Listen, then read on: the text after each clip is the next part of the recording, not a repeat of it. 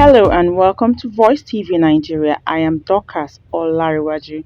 Today we will be discussing various issues across Africa. Sen.Crystal Asige, Kenya's only visually impaired senator, has taken a bold stand against a motion proposing parliamentary renovation and a two-week recess following deadly anti-tax protests in Kenya. Senator Asige emphasized that addressing the ongoing taxation issue should take precedence over parliamentary breaks and upgrades. Parliament should represent the people, not run away from them, she stated, voicing concerns of the poor masses. Thank you very much, Speaker. As the only visually impaired senator in the House, it was difficult for me to know if I would catch your eye, but I'm glad that I have. And I thank you for the opportunity to also, with some of my colleagues, oppose this motion.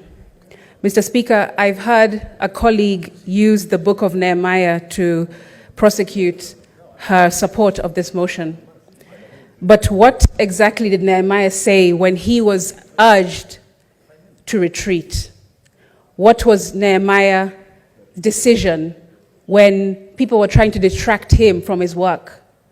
Mr. Speaker, Nehemiah said, I am doing a good work and I cannot come down. And that's what Gen Z are also saying to the executive and to members of parliament, that they are doing a good work, standing up, speaking for themselves and for their colleague young men and women who are out in the streets, Mr. Speaker, and they cannot come down. And neither should we in this Senate. How can we go on a recess?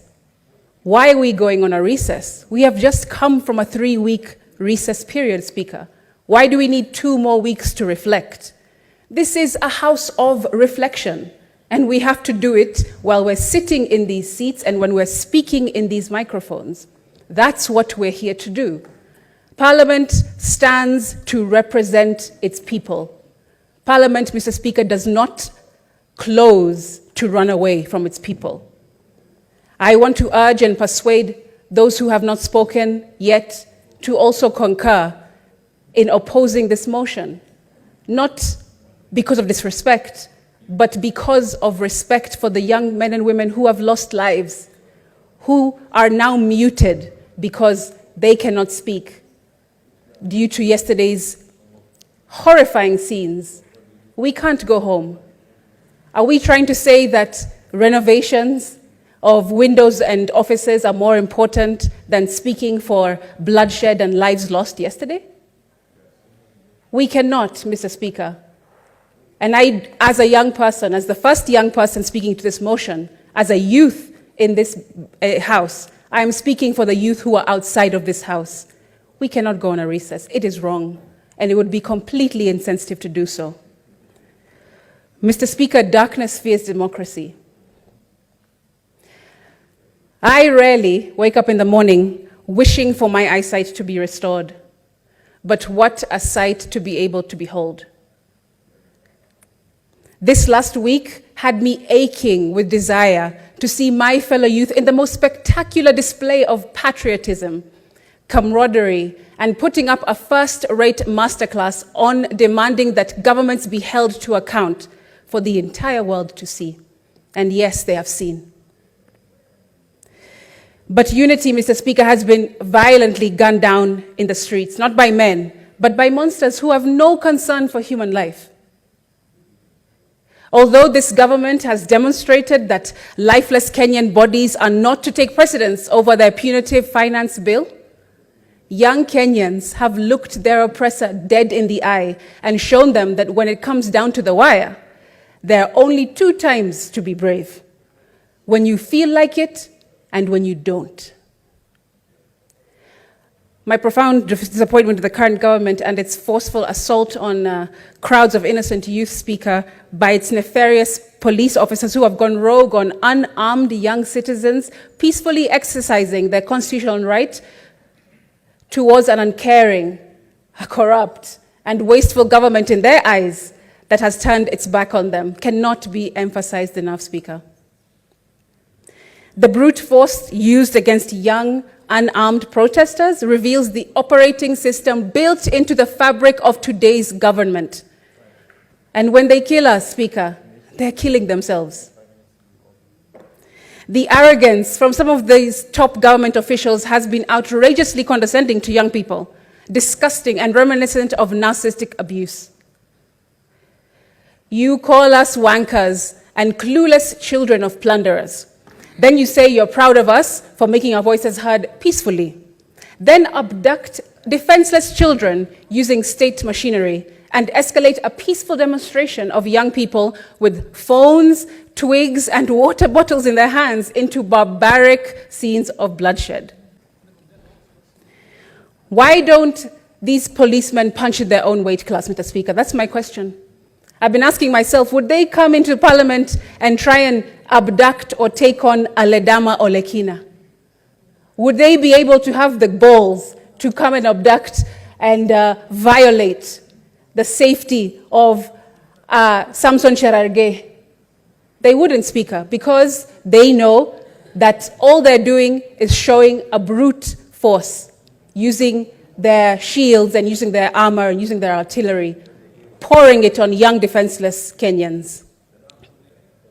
And you know, clinical psychologists will tell you that narcissists will first love bomb you, then they'll manipulate you, then they'll gaslight you into believing their lies, then they devalue you, and finally, Speaker, they discard you once they have what they want. We young people have seen every single stage of these narcissistic behaviors in this government. And since they complained that over 8 million of us did not come out to have our voices heard in the 2022 elections, Mr. Speaker, we are here now. And an estimated 25 million came outside in every corner of the country yesterday to say that we reject this finance bill because we would rather die on our feet than live on our knees. We are not the generation who are silenced with every carrot dangled in front of them, Mr. Speaker.